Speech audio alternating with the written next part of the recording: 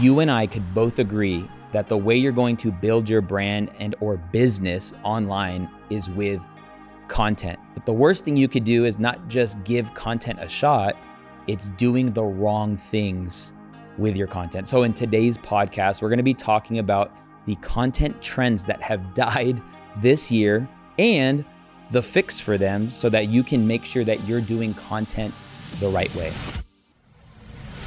Welcome to the department. It's your boy, Omar Altakori, and I have with me my bro, Art Mosqueda. Go. And just to bring some clarity, Art is on my team. I have a list of notes that we want to deliver to you. And so you could think of this, I just want to pre-frame. Why? Because people hate that like I talk too much. Because they don't know who you are. But I don't know if that gets in the way. I think it's weird if you pre-frame that. Okay. Welcome to the department. It's Omar.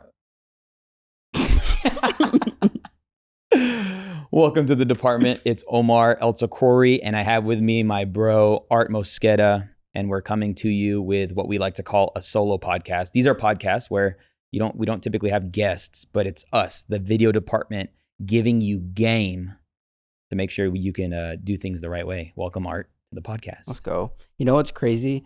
I was thinking about it, that 100% of people who watch this podcast are department fam, but 75% of them aren't subscribed. So, you know, it's actually in a year's time, it's 85%. So that was like in the last 28 days, 75% of people who watch the podcast aren't subscribed. Oh no. So it's really 85% of people. Dang it. So subscribe. Yes, hit subscribe.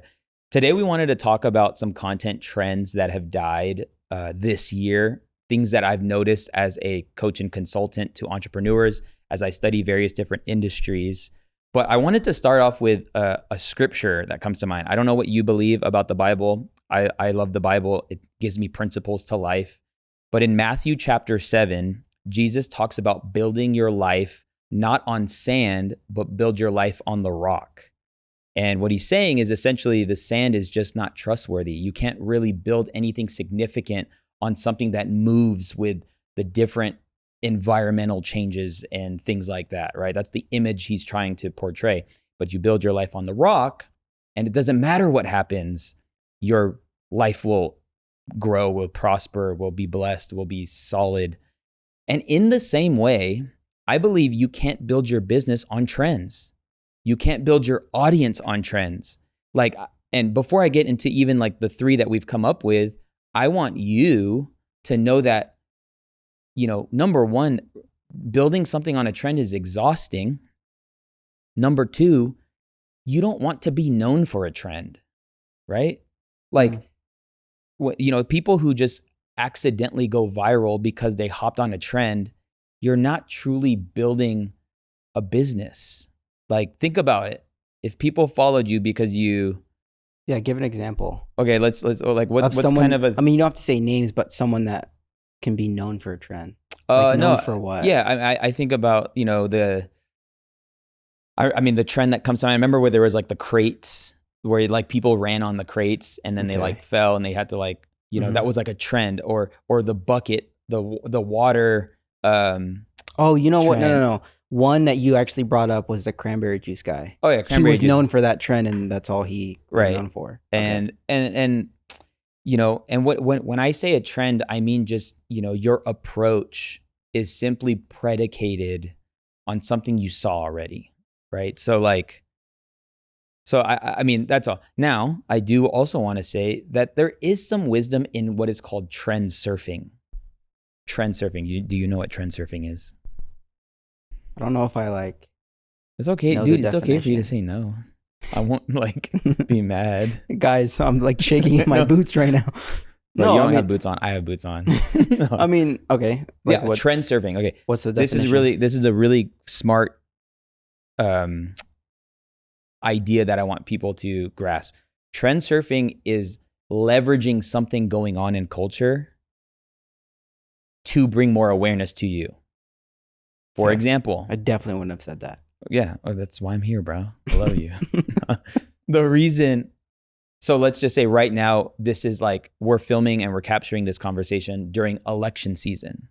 Gotcha. So like there would be some wisdom on how you can contextualize what's going on in culture to what it is you're doing. Like I think about if you're a real estate professional, how is the election going to affect the housing market? If you sell insurance, how, like what are the candidates, you know, like this is what you call trend surfing. If, you know, I hate to say it, but Diddy, right? But like some people are leveraging what's going on around this conversation around Homeboy and they're using it to yield engagement. So, Sure. but I want people to know that when you trend surf, which it's, like I said, it's wise to do, just know that you're going to get a spike of engagement and then it'll die out because that's what trends do. Okay. Right. So yeah, sometimes you can get, you know, waves of people, you know, in a moment because you're addressing something happening like right now, which is, it's smart. It's smart to be the person to bring some clarity around something based on your expertise. Okay, so you're telling people not to build their businesses off trends, right? Or trend surfing? Yeah, like I'm just saying like solely there's two like different, relying. yeah, I Okay. just want to, you know, what's the word? I just want to bring clarity around there's wisdom in leveraging what's going on in culture. But what I want to talk about today is the 3 things that I feel like just aren't working anymore. All right, let's get into it. Number one trend that has died in 2024 is over-edited and overproduced content. Over-edited and overproduced content. I think with the rise of Mr. Beast, you know, shortly after COVID, or should I not use that word? Shortly after 2020, Whatever. that there was an overstimulating era of content creation. Quick jump cuts, fast motion, something changing on screen constantly. And honestly, it wasn't until it started with YouTube. Yeah, it really did start with YouTube, and then it funneled into short form, you know. But it was, Amanda was like, gosh, this is annoying to watch. When she vocalized it, I was like, dang, this is a very masculine style of content. What makes you say masculine? Because it's stimulating. Fast edits, fast pacing, like it's, people think it's like it's a hack to like attention, to re-engage attention. Which that is a possibility. Like, you know, having a lot going on will re-engage your audience. But for someone like Amanda, who's 30 something, who is not trying to work so hard to keep up, that it repels a more sophisticated audience person. So, you know, the context of this conversation isn't content creators like per se. It's people who are looking to build their business with content. And when I say overproduced and overstimulated editing, I'm meaning like just constant something happening on screen. Now, what's crazy is even Mr. Beast, who kind of like spearheaded that, has scaled it back a ton. He's talked about it a ton. But here's what I would like to say. If you think that your content's going to do better because of what's going to be done in post, in editing, with B-roll and captions, then what you're actually doing is you're giving yourself the permission to be mediocre at communication. I wrote this thought down, like, people want it slow. People still, they want to learn. So, you know, there's so much money to be made in education online, giving valuable educational content. And if you show up so edited, so like not yourself, and it's just boom, boom, boom, edit, cuts, jump in, zoom in, zoom outs, people aren't going to take you serious. And so this is a decision to be made for the person listening or watching this, that you need to become better at communicating. But also you have the permission to not, this is why I don't even teach editing like I used to, because editing isn't the magic dust on your content to make it do its thing. No, the content value, the way you decide to package this information and then deliver it is how people are going to receive it, right? Mm-hmm. So this is why I think most people, this is the practical approach. And I think most people want to do the practical approach as opposed to the unicorn approach. Well, what about this guy? What about this guy? Yeah, those are all unicorns. Meaning if you replicate a unicorn, it's not going to work the same way for you. So this is why I'm like very into slide decks. Like if you have a presentation or create presentations, let your videos be a presentation. Mm-hmm. You know, this is why I love podcasting, because we did do some front end work to distill the information down, but we're just having a conversation and I want you to challenge whatever thoughts I have. But people want it slow. There's also, you know, I've actually, you know, I texted to myself because I'll be on YouTube and I'm seeing what's being served to me. And I'm also watching my own personal behavior. I love watching very long YouTube videos. I watch YouTube on my television. And some of the content that gets served to me are literally unedited vlogs. People in their car, people going on a walk, people in their bedrooms just talking about something that is very pertinent to them. In this sense, like, I mean, a lot of it is like faith-based. Like, let me just share some of these titles so you guys could get some context around it. But these people, like, literally, it's start to finish content without it being edited. I saw this video got served to me. These 7 Bible verses about money changed my life and finances forever. That was the title. And then the thumbnail says, it's not luck. Ladies just in her car for 15 minutes. The video has hundreds of thousands of views. This other chick, how the devil tempts women differently than men. Sits on her bed, just straight to camera. Dude, I stopped praying to God and it fixed my problems and they got fixed. Hundreds of thousands of views while he's driving, filming himself. You'll see this when God knows you're ready to hear it. Some girl just on a walk with her little microphone, but little Gen Z microphone, but unedited. It's like zero editing. Zero editing. Now, can you edit some of your video? For sure. Like the intro of this podcast was edited with the intro, with the bumper, but like the majority of the content, it's not edited. And I want people to consume me in a non-edited manner. I want people to hang out with me. So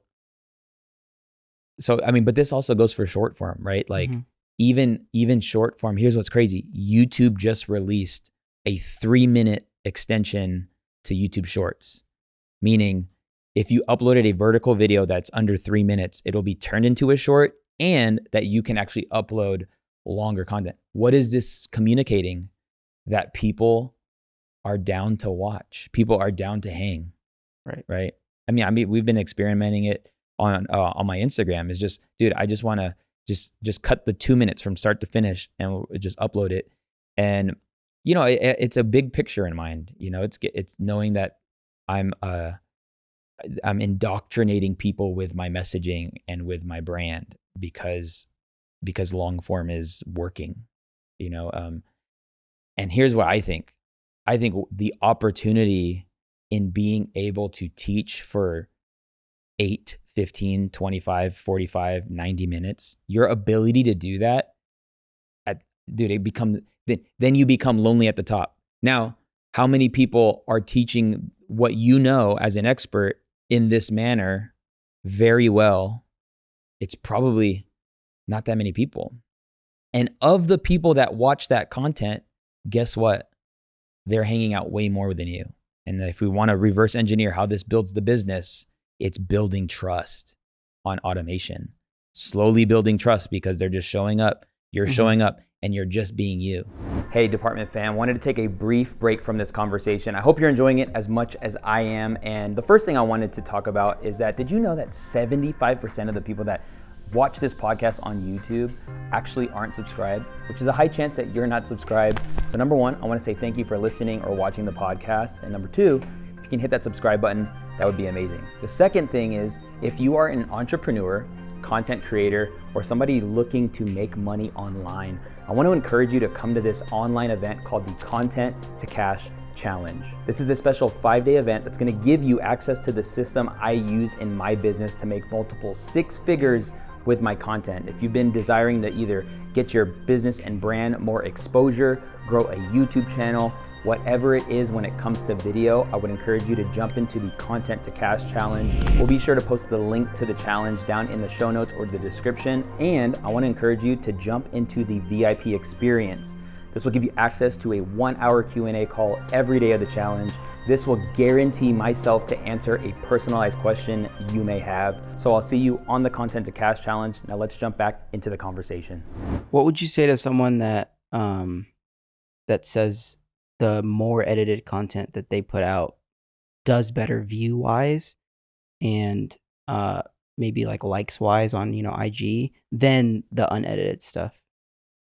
I would say this is a principle I like to tell people, is you create the expectation of your audience for your audience. And the way you show up is how you have to stay. Maybe another way to put it is the way you build a thing is how you have to sustain the thing. So can you do that? I think, yeah. I think you could be that version of a person on, persona online. The thing is you're going to just have to sustain it that way. Okay. So with that being said, can someone like make the pivot and like change? Can you pivot from somebody going overstimulating to like longer form? Mm-hmm. I think so. But most of my like answers to people who consult with me are always like, what will matter most in 10 years from now? Or we can back it up. What will matter more in 5 years? Because you probably are the least known you'll ever be right now. Mm-hmm. By you switching it up, 5-10 years from now, what's that? I mean, would it matter? Because most people's content efforts haven't been longer than 5 years to begin with. Most people haven't even like gotten started. So like, if you wanted to change your style up real quick, I think it's a great time. Oh, it's always a great time to fall back to principles. And that's why I like to teach this skill of content creation, which I believe content creation is wealth creation. I believe teaching the skill from a principle standpoint is most important. And that's why I don't have a one size fits all, way of helping people. It's like, how do you desire to show up? How do you want people to perceive you? Like, how much are you charging for your offer? Like, all these things kind of go into play as to how you're going to show up. But Mm-hmm. to answer your question, like, is it okay to change, but like, and dumb it down? I think so, 100%. Okay. And then what if someone is like, I don't really know what an overstimulating edit is. Like, how do I even spot that? Like, what's your breakdown of an overstimulating edit? I think an overstimulating edit, or like if someone has an editor, like what to look for, like this is what I don't want. This is what I don't want you to do right, to my video. I would say it's well, because it's kind of dying. I mean, I would say professional YouTubers. Here's what happens, by the way. Here's what's happening. People look at professional content creators that are building media companies and they try to copy them for their top of funnel marketing strategy. And there's 2 different approaches. Like, most of these YouTubers, they make their money. Most of these content creators, they're making their money with sponsorships and brand deals. And sometimes they're cheaper items that they sell, like merch, or, in this case, like consumables now, like Mm-hmm. people are selling candy. Like, are you going to do that as a business, as a real estate agent? Yeah, probably not. Probably not. So by saying like, I'm going to adopt the style for my thing, it's just not, it's not going to work, which again, it just goes back to the person. Not all viewers are created equal. So the person watching the media, like the person watching the content of a person building a media company, like a content creator is building a media company. People are consuming you in a way to decompress, in a way to like, just, not think. I don't want to think when I watch Mr. Beast. Okay. Right? Because I want to be entertained. But there's the other side where it's like, you could be somebody that people watch to get better. So like, that's why so many people rewatch my videos. People rewatch the podcast. Sometimes people listen to it at the gym and then they listen to it again with a notepad. And if that's you, you guys are real ones. Shout out to people who like re-engage with the podcast Which also shows the power of the type of content. Right. It's so rich. Yeah, because it just comes back to being a good communicator. Yeah, being a good communicator. And because you're a good communicator and the content is rich in itself, it's stimulating. Yeah.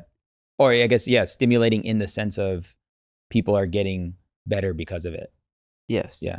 But it's also not boring. Like it's stimulating in that regard. Sure. Yeah. Yes. That's a great distinction. Yeah. This is not the permission to be boring. Right. This is the permission to be really good at, distilling down information. This is also why I think live streaming should be part of your content strategy. Mm-hmm. Like, live streaming is so powerful. I oftentimes watch live streams after the live stream. And there's very few people implementing weekly live streams in their content strategy. Also, you can do a Q&A live stream on Instagram. You can do an actual live stream on YouTube. Here's what I'll say about live streaming. And this is like a little mini masterclass on live streaming. When you want to do live streams, prioritize the replay value over the live stream. What do I mean by that? I mean, keep in mind that more people are likely to watch this after you finish it as opposed to the people that are on in the moment. So here's how I do that personally. I make sure I bring something of value right out the get-go with the live stream. The last live stream I did was, how I grew my Instagram to 100,000 followers. So I started my live stream not like, here's how most amateurs start off live streams. All right, here we are. People, I'm just gonna let some time for people to come in. Oh, okay, cool.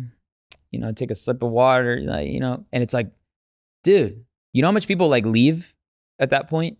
Or people who click the replay, gone.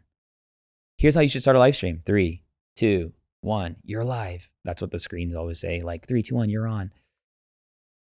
In this conversation, I want to break down how I grew over 100,000 followers organically. And I also got scammed and didn't have access to my account 2 months out of this year. And I still was able to grow. But the first thing and then you get right into it, right? Then you can address some people in the live stream later on. If you're going to do a Q&A live stream, I would still say bring a thought, deliver the thought, a tip, an idea, and then get into like Q&A. So like there is replay value. This is very key, right? And honestly, this is how who I think about when it comes to this trend that has died and who's leveraged the opposite of it to actually blow up his business is Myron. So Myron Golden puts on a camera and teaches for 40 minutes, for 25 minutes, has a whiteboard or a vibe board, which we got a vibe board because it seems like people who want to do damage get a vibe board, but damage in a good way. No, he's just teaching. And from him teaching, he's grown this audience that love to consume him. They just throw him on in the background. They listen to him when they're at the gym, and I know many people do the same thing with this podcast, with this channel. And then occasionally he'll upload a very minimally edited video. And by edited, I mean like maybe they cut off some like audience stuff because he films with an audience. But he does live stream a lot. And a lot of his most viewed videos are actual live streams. But because his live streams aren't a Twitch live stream, it's actually like just a captured lesson. Mm-hmm. They do really well. He's grown over, he's about to pass 900,000 subscribers with very minimally edited content, little to zero editing. So that's trend number 1 that I believe died, and that's how you can combat that trend. The trend that died is over-edited and overproduced content, and you can actually get by with better storytelling, better teaching, very minimally edited. If you notice, even this podcast, the only part that's really edited is the intro. And we do that because the intro is the most important part of a video because it makes it persuades you to want to watch the rest of the video. So that's why we got to get better at communication. Right. Number two trend that died is counterfeit content. Ooh. Counterfeit content. This is the trend of you copying who's at the top. And I know we kind of talked about it with like Mr. Beast a little bit, but this happens in every industry, by the way. Like even in the church world, I remember when like Judah Smith was like on his like Fear of God, Saint Laurent, like fits and stuff. And then you go to a conference and there's just like mini Judahs running around. I mean, it happens. Yeah, in every industry. Yeah, in like kind of everything. But and so in my world, there's been this trend of like Alex Hormozi comes on the scene and he has this style of captions, which very distinct style. Yeah. Which I actually like. You know, it's funny because we give credit to Alex, but actually it was like his virtual editor that came up with that style. Mm-hmm. And then what actually happened was everyone in the entrepreneurial real estate space started, and they still are. This is why I'm telling you, like, stop. They have this caption style that's very like, you know, emojis, and it's just it's green, yellow. Yeah, it's just like it does help visually. What's the principle? Have captions that are easy to read, but just doing them because Alex did them is like, if that is your approach, come on. Like if that's how lazy you are, is like they do it, so we're gonna do it. Hey, they started that, so we're gonna start that. If that is how you run your stuff, you're a flash in the pan. You're like, what does that mean? A flash in the pan? What does that mean? I don't even know. What are you talking about? A flash in the pan is like when you like put like something, the pan's hot and you put like a water and it's like, tss, oh, okay. Flash in the pan. Okay, so you did know. I did know. Okay. But I don't know if maybe I'm wrong. That's what I think it is. I've just never heard that. that Yeah, before. you have a hot pan tss, and you're gone. Like it vaporizes, the water vaporizes. But you know, I think when you're using somebody as an example or inspiration, there is a difference between carbon copy and using something as an inspiration. Yeah, because no one's ever like original. Right. No. Yeah. We're all like getting it from somewhere. Right. But I just, you know, it's just funny. It's just like, you don't know what you're doing by copying. Obviously maybe the people that you're creating content for don't know you're copying, you know, that's part of it. But if that's just all you do, then you're at the mercy of the person you're copying's next move, which you don't want to. Don't build anything that way. Be inspired. This is why I love it. Like the way my Pastor Jabin, helped me find my voice. He's by telling me like, here's how you find your voice. You find 3 people that you feel drawn to on a communication standpoint, and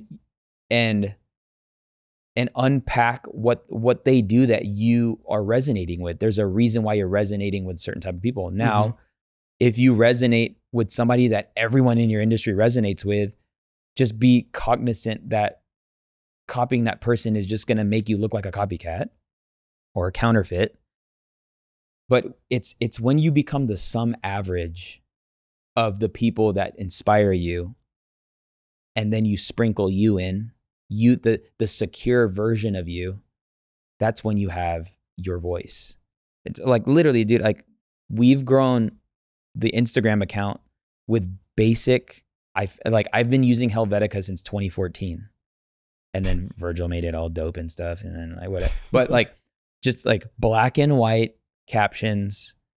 Sometimes we use the TVD yellow, which is kind of orange. I don't even know like the code number. You probably do. But just I was like gonna say it, but no. But it's just like, not only doesn't it make it easier to move faster because we're just being us. Like we're not sweating to try and do something different, like somebody else, like or just trying to keep up. Yeah. And that's where it gets exhausting. And this is why people quit. They quit because they're like, dude, I'm doing exactly what they were doing, but it's not working for me. Right. Our point exactly. So like, again, increase your time horizon of what success even means or looks like. And then make decisions to do things certain ways and give it a long test run or a long test period. Okay, just like a super literal question. Maybe someone's like, okay, I'm not doing Alex's, captions, then how would I find a new style that fits me when it comes to editing on short form content or long form? I think you take into consideration your actual space, like Okay. like your the location you live in. Not everyone lives in Las Vegas. Not everyone lives in the same city, but like what is you around you? You know, what are the things you like to do? And it's funny because like some people will even see this podcast setup and they'll want to replicate it, which is totally fine. You know, but there's me sprinkled in all this whole Right. thing. And that's what's so cool when people come from other, when they come to our content workshops that we do here, they see like, oh dang, Omar, we saw what you did with this space.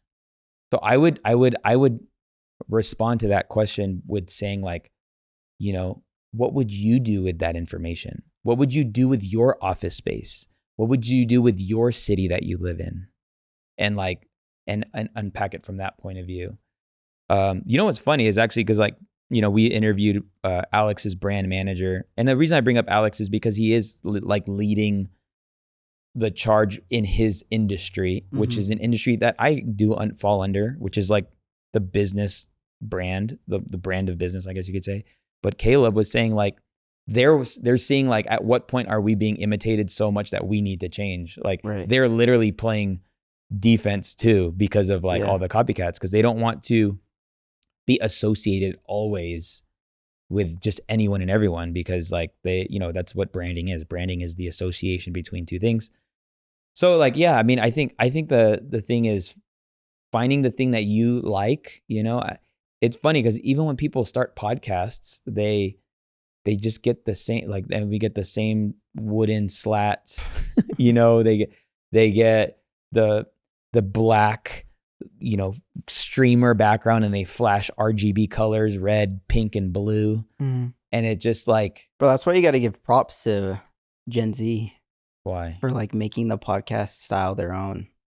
Like, being on the couch with no mic arm, just, holding the mic itself. Yeah, no, for and sure. And then there's like Lil Yachty that literally does it on his couch, and then he'll have different couches that he. For sure.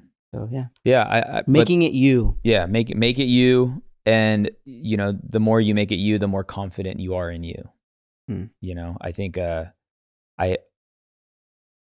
think about this podcast. It's been almost a year, or about a year, since we've been doing this, and we identified like how we're gonna do it, and we decided to do it in a way that would allow us to be consistent at it.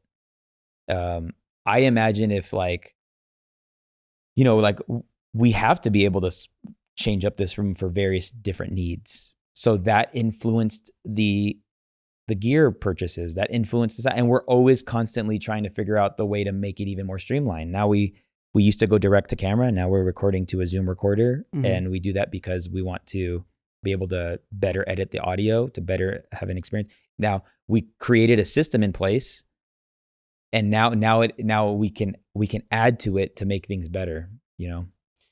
Would you say it's okay to try stuff that the top people are doing, that you see that they just started doing? So for an example, you sent me a clip of Gary Vee, and he posted a landscape image or, video as a vertical video, and put like, like a caption at the top. And you said, hey, I want to try this format for a reel. And I said, okay, let's try it. So like, where's the fine line with like trying stuff that the top, Yeah. No, I mean, I go back to principle. So I'll unpack my thinking behind that request. So number one, it's a very clear way to get both a visual headline and the captions without being too like messy, right? Like I saw the principle of clarity in that format. And what Art's talking about is like literally just like for vertical videos, just having a black background and having a widescreen in the middle. And then on the top, you put the headline or I like to call the visual hook. And then underneath the video, you put the captions. I think it's just a really cool way to consume that makes it easy. Okay.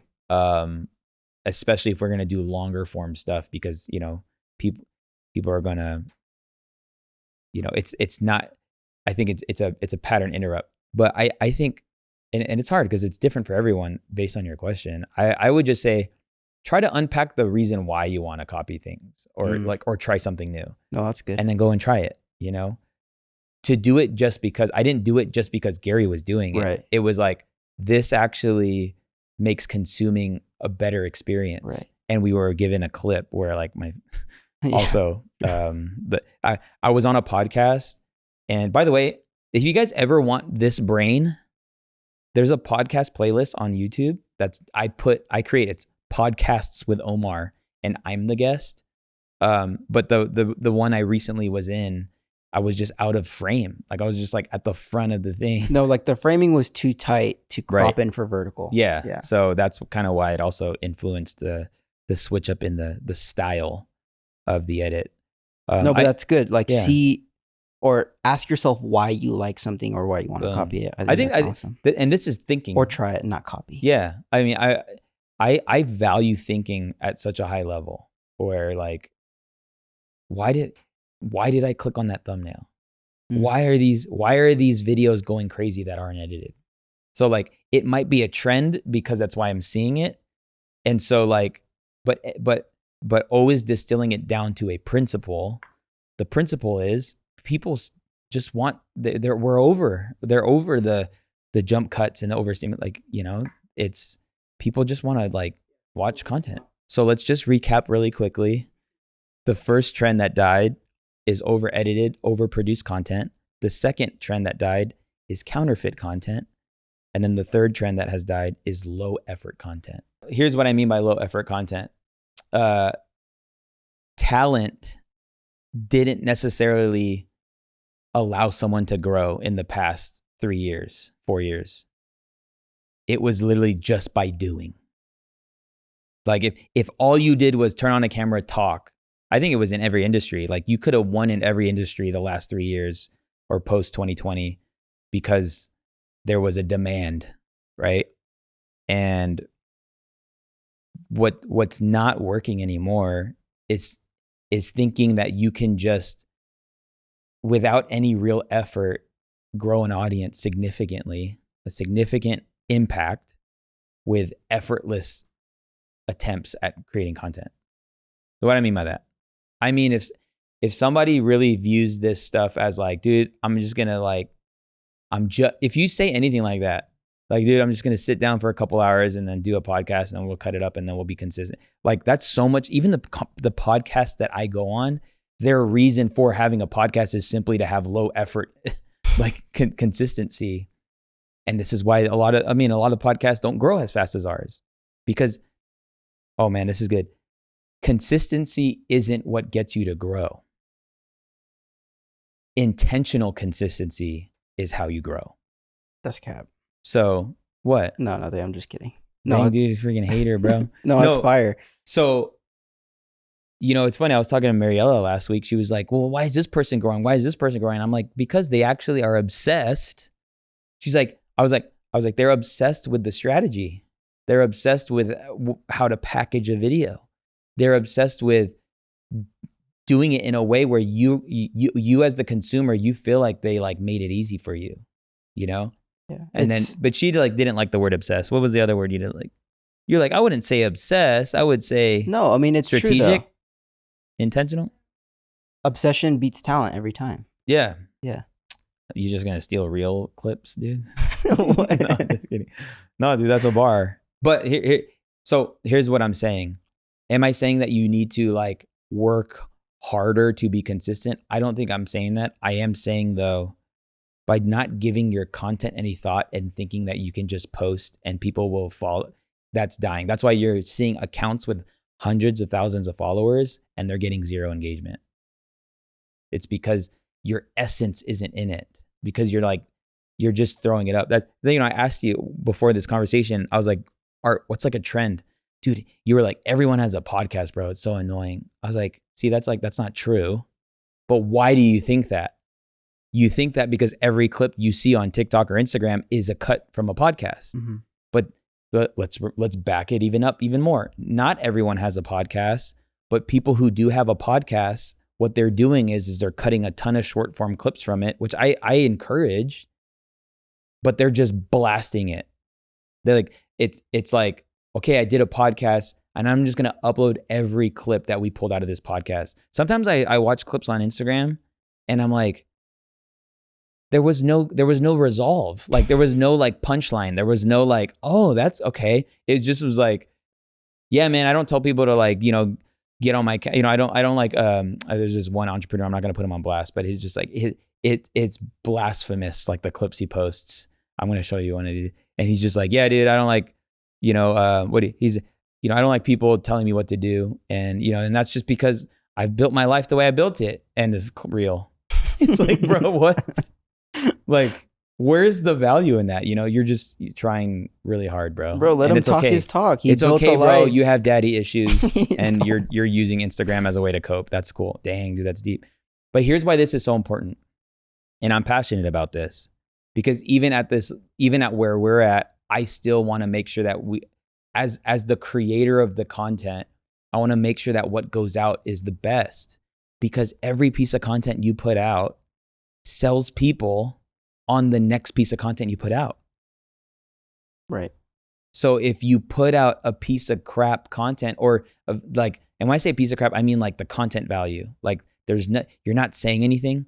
If you're putting out content where you're not saying anything, people aren't going to want to listen to what you have to say the next time you post a piece of content. Gotcha. So this is why, if you guys want to know the flow, like we do these podcasts, and then Art will give me a folder. Yeah, dude, I'll get you a folder of like 60 reels. And then he'll choose one to post. I probably would say 9. Yeah. Or less. Yeah. And I'll probably... Because I've tried to... Because I used to get you a lot, but then I like scaled back because you were like, just, less is more. Yeah. Less is more when it comes to quality content. And so like of the 9 you send, I'll probably post 3 or 4. Over the course of some time. 4 on the high end, 1 on the low end. And it's because I really value my essence. It's like your golf score. What? What about my golf score? 1 on the low end, 4 on the high end, bogey, and then freaking quad bogey. That's your golf score. That's really crazy because I'm actually pretty decent. But it's all good. You want to be a hater, you can be a hater. And so I wrote this down. I wrote it down like this. Okay. Every piece of content communicates. So your emails, your posts on social, your posts on YouTube, if it feels like you're just checking off the box and it feels like that, no one's going to watch your content. So you're just wasting your time by even those efforts. Maybe, so you're paying for them or for somebody to post for you. But you just need to just care more. What about people can feel that you care? What about the people who are getting results though, doing that? Like, dumping clips from their podcast and I don't know, they're getting reach, they're getting views. Yeah, they're doing it, but again, is it kind of like you're a unicorn and just do you? Yeah, my thing is just like it just becomes noise. So like, yeah, and I think what if somebody's doing that and it's working for them? Working for them is relative to everybody. Sure. Right? Like I know people that post 4 times a day on every platform and they have 10 editors and they're like, that's what they do. They are pumping content. I just don't think most people don't need to do that. I actually told somebody that was doing pretty good who saw his views drop. I said, bro, scale it back a bit. Do less. Right. Do less and put more effort into it.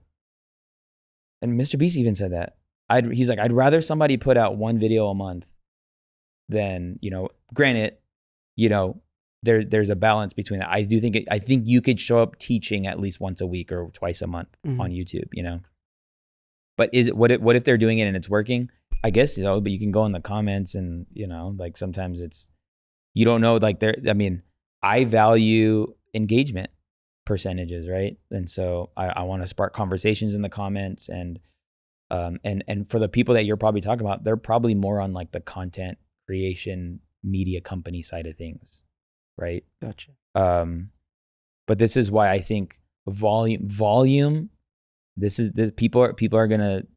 This is where we probably go split right here.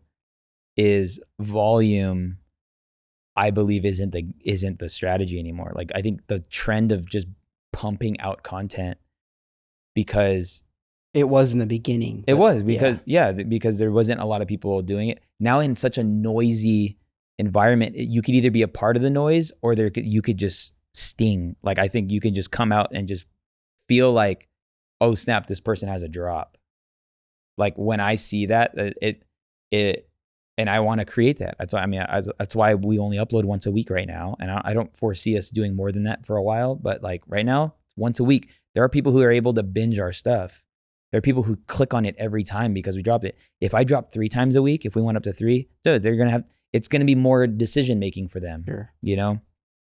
And I value the indoctrination of what it is you do, right? With the message that we put out on both Instagram and YouTube and in emails, that, you know, I want people to know my voice, and it's hard to do that if you're just dumping content.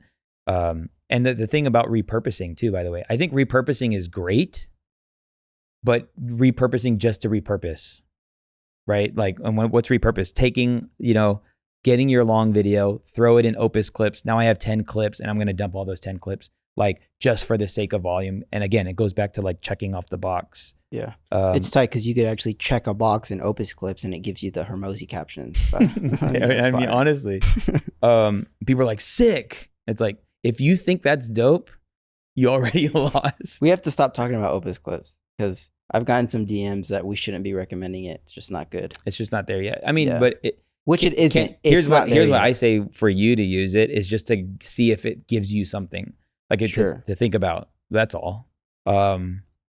But yeah, I mean, posting a ton equals a ton of noise, and unless you're posting a ton of high value, I mean, I would say you're literally training people to no longer want to consume your content. And so these are the 3 content trends that I've seen die. You can keep doing them. You're either going to, you know, hamster wheel your way out, or you can just go back to principles. There is what's the principle of being consistent, the principle of being you, the principle of delivering incredible value, the principle of distilling down information that people have a hard time, or even putting your spin on something that people have been talking about all these years, and your insight. Like, this is how you distinguish yourself online. You distinguish yourself online by being you. And I think in the more people that have attempts, or the more people that get into being intentional about posting and contributing on social media and on Instagram and YouTube, the more people that do it, I guess you could say the easier it is to get lost in the sauce. But I would also say, with the more people that do it, the more distinguished you can be by just being like who you are. And I feel like it's still a wide open opportunity. My friend Brian, who has he has a podcast on real estate investing. He's been at it for about 2 years. I was like, he's been at it for just a year. Maybe I was like, no. I'm like, dang, girl, chill. Intentional. He's been at it intentionally for about a year. He just got a brand deal, and it's really good. 5 to 7K a month. Dang. For his podcast. We just recently signed a deal, which we're excited about, from just having a podcast for a year. So, like, is it too late? No. Just don't do the thing wrong. This is what I want to encourage you. What are your thoughts? What do you, I mean, I know we talked about, you know, things that died and then, you know, what to do, but what do you see that could work in the future that is different than what we do now? As crazy as it sounds, what? It's not crazy. Okay. It's leveraging social media to bring in awareness to what it is you do, and then do stuff in person. Okay. So like build your brand by being consistent, by being you, by doing it your way, and be different by actually having something in person. Does that make sense? Something in So person in what way? Your question was, what do you see in the future? I see people building audiences and bringing them together in person. Okay. Which is why we're making a business move. Sure. Because I actually want to be, people will actually say I'm too, like I might be too accessible if by this move we're going to make, but I want to be. Cause like the more you or somebody else films me be accessible, the more people are like, dude, this person's like, it's creating community. I think the future is community. Leverage your audience online. Man, I was hoping for you to say like ice plunges in the morning, like Andy Elliott. Yeah, you go, dude. Ice plunge. I was talking about content. Like, I don't know. Could you see yourself? You see how my brain goes to a bigger picture with your, shallow question? No, I'm just kidding. What do I see? No, dude. Like vlogging. Like, yeah, dude, great. I see less edited videos. Even more than. Yeah, I mean, I see like just more raw content being produced or being, let me say it this way. I see more raw content being distributed from the algorithm. Like the algorithm is going to be able to spot just rawness. And because a lot of times raw content it yields high engagement. Sure. So they're going to see, dang, there's paragraphs of people's comments on this thing. People are probably resonating with it. Do you ever see the wave of podcast clips like dying down? Not if you build a staple podcast. And because like the reality is this podcast, dude. Or what about the need to consume podcast clips? The need to consume like people being interested in watching those. It just depends on here's what I think. I think what's going to matter more than just the image of somebody on a podcast giving a game or telling a story. It's what they're saying. So when you say podcast clips, visually, it might get kind of like dated, but then we can go into quality. Like there's a reason why people love our podcast clips. It's because it just looks so like we are still in 2024 capturing the attention of people with the quality we're putting out. So it's buying attention still. So that still works. Mm-hmm. But then I think caring about what is actually being clipped up. So yeah, I mean, I don't think it's going to be dated. I just think like it's still wide open actually, because like here's something we don't do. We don't even post clips of stories, like stories told on the podcast.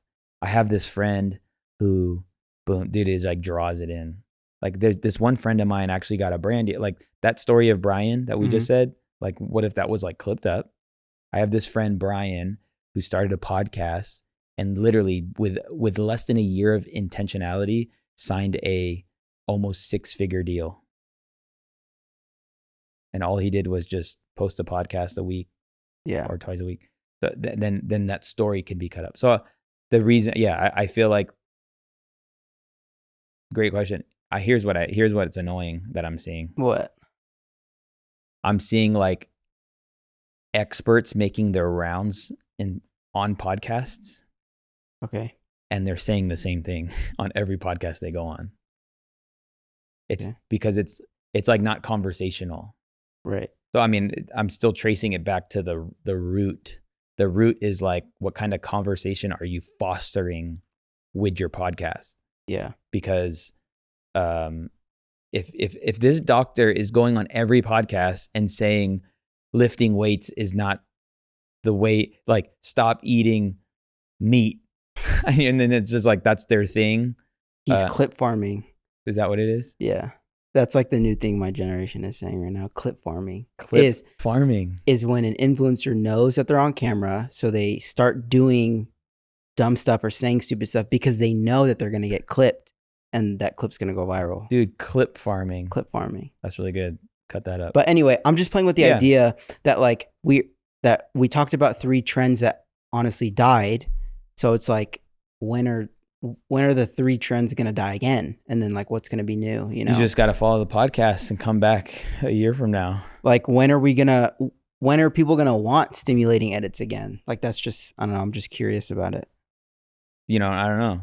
I would say what's kind of like what's replaced stimulating edits is humor. What makes you say that?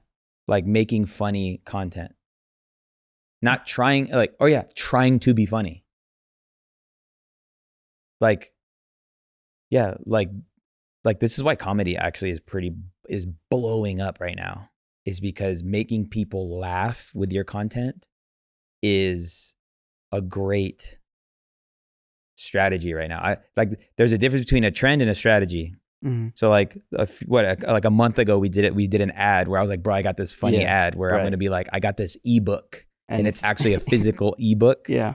And that's making people laugh. People laugh, people get haha, they engage. Mm-hmm. And then you get to like, so it's kind of like using humor as a hook.